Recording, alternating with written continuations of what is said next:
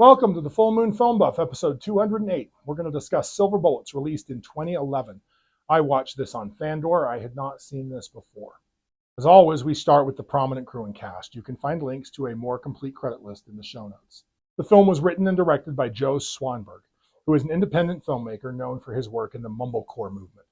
As a result, he has a mountain of credits as an actor, writer, director, editor, cinematographer, and producer. Prominent film projects include Nights and Weekends, You're Next, VHS, Drinking Buddies, and The Sun Never Sets. He's also directed TV on shows like Love, Easy, and Soundtrack. The cast includes Kate Lynn Sheil as Claire, Ty West as Ben, Amy Seimetz as Charlie, and Joe Swanberg as Ethan. Kate Lynn Sheil is known for her work in independent cinema, including You're Next, VHS, The Sacrament, Buster's Malhart, and Brigsby Bear. She's appeared on TV shows like The Girlfriend Experience, House of Cards, Outcast, and High Maintenance. In an art imitating life moment, Ty West is an acclaimed genre filmmaker known for directing horror films like The House of the Devil, The Innkeepers, and later films such as X, Pearl, and Maxine. Amy Seimetz is an actress, writer, and director known for films like Upstream Color, Nocturnal Animals, Alien Covenant, and Pet Sematary. She's done some high-profile TV shows like The Killing, The Girlfriend Experience, Junior, Stranger Things, Get Shorty, Sweet Tooth, and The Testaments. So here's the plot summary. Silver Bullets follows actress Claire as she gets cast as the werewolf in an indie horror film. Her boyfriend Ethan, an artsy, self-doubting, overly intellectual filmmaker, doesn't handle it well. He casts Claire's best friend Charlie as his love interest in his own film, even though he knows it makes Claire uncomfortable, although she could have been a little clear about her boundary here. Claire is attracted to the charismatic director of the werewolf film, Ben. As Claire gets deeper into the werewolf production and her relationships fray, the lines between her real life and the role start to blur a little. Eventually, Claire fantasizes about transforming and attacking Ethan and Charlie. Instead, she just leaves Ethan. Smart girl. It's implied that Ethan kills himself with a silver bullet, but that could be another dark fantasy as Ethan realizes that he's been acting like a monster as well. You could interpret it multiple ways. It's not a traditional werewolf horror movie. It's more of a psychological drama and an attempted meta-commentary on independent filmmaking, relationships, and the transformative, sometimes destructively so, power of playing a monster. If you're expecting gore and full moon transformations, you will be very much disappointed.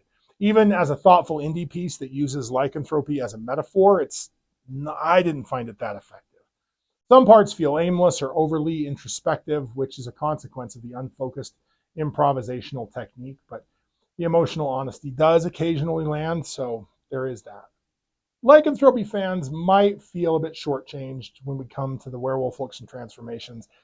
The movie's very light on actual werewolf footage. We get glimpses of the in-movie production, some makeup tests, and a couple surreal moments where the werewolf bleeds into Claire's real life.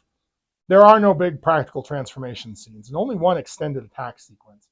The practical makeup we do see has that fun, low-budget indie charm, so I give it points for that. Now, there is no actual werewolf in the movie, so there's no lore. Some traditional lore, like bites, full moons, and silver bullets, are referenced in passing as part of the film within the film. The real curse here is psychological, how acting as a werewolf affects Claire's identity and relationships. It's a modern introspective spin. It's not about physical lycanthropy and more about emotional and relational metamorphosis.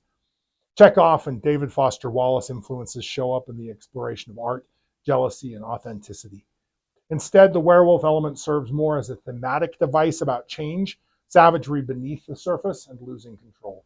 The film was largely improvised in true Swanberg style. This was part of his incredibly prolific 2011 output. He released 6 films in 1 year. Ty West plays a horror director here, and a prologue and epilogue with longtime indie actors Larry Fessenden and Jane Addams add a fun meta layer to the film's commentary. In this film, the werewolf is clearly a metaphor for the beast that filmmaking can awaken inside its creators and performers.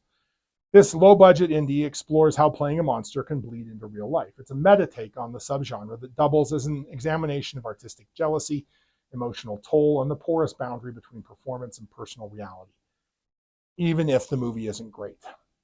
Claire lands the lead werewolf role in an indie horror film called Silver Bullets, directed by the competent Ben. As she immerses herself in the part, her real life begins to unravel in ways that mirror the transformation that she's portraying.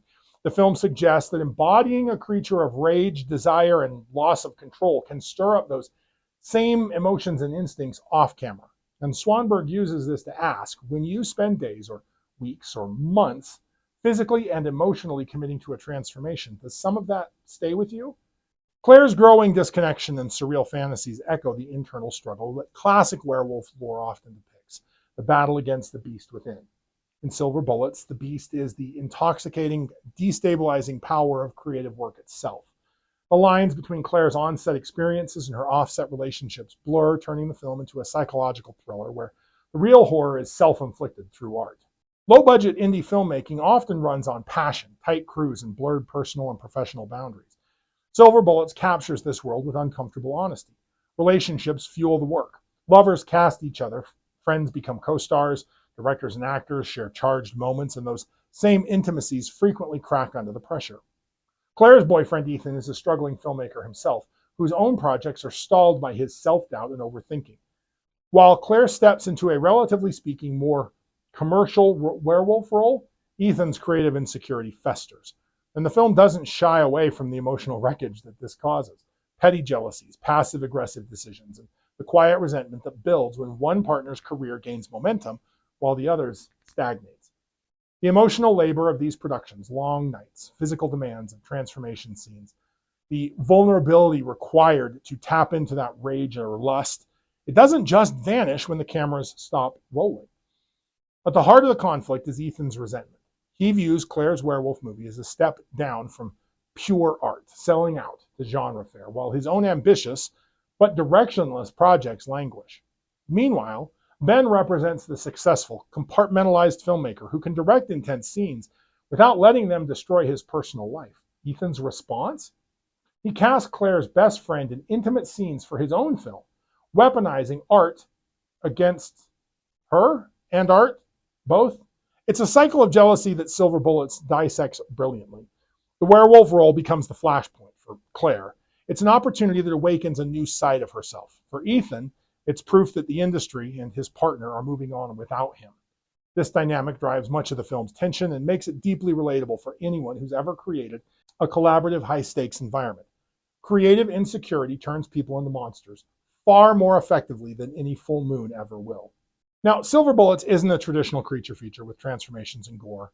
Instead, this werewolf is a symbology for duality and loss of control. For lycanthrope enthusiasts, it's a reminder that the best werewolf stories are always about more than fangs and fur. They're about the cost of the transformation, whether that's through a bite, a curse, or the all-consuming demands of making art. Something inside changes forever. Silver Bullets stands as a sometimes meandering exploration of how the lines between performance and reality, art and life, can dissolve with dangerous consequences. Now, it doesn't deliver the biggest on-screen monster, but it nails the ones that live between the ears. This is a short, intimate, 70-minute film that gives you a lot to chew on, but I don't recommend it for die-hard lycanthrope fans. If you enjoy thoughtful meta-cinema that uses the werewolf metaphor to explore real human and artistic struggles, then it's worth checking out. But if you're looking for a fun time, don't bother. If you like lycanthropes, like, share, and subscribe. Contribute your thoughts and additional observations in the comments below. Let me know what I missed or what you noticed. Next, I plan to discuss Game of Werewolves from 2011. Keep your eye on the moon, a silver bullet in the chamber, and we'll see you back here next episode.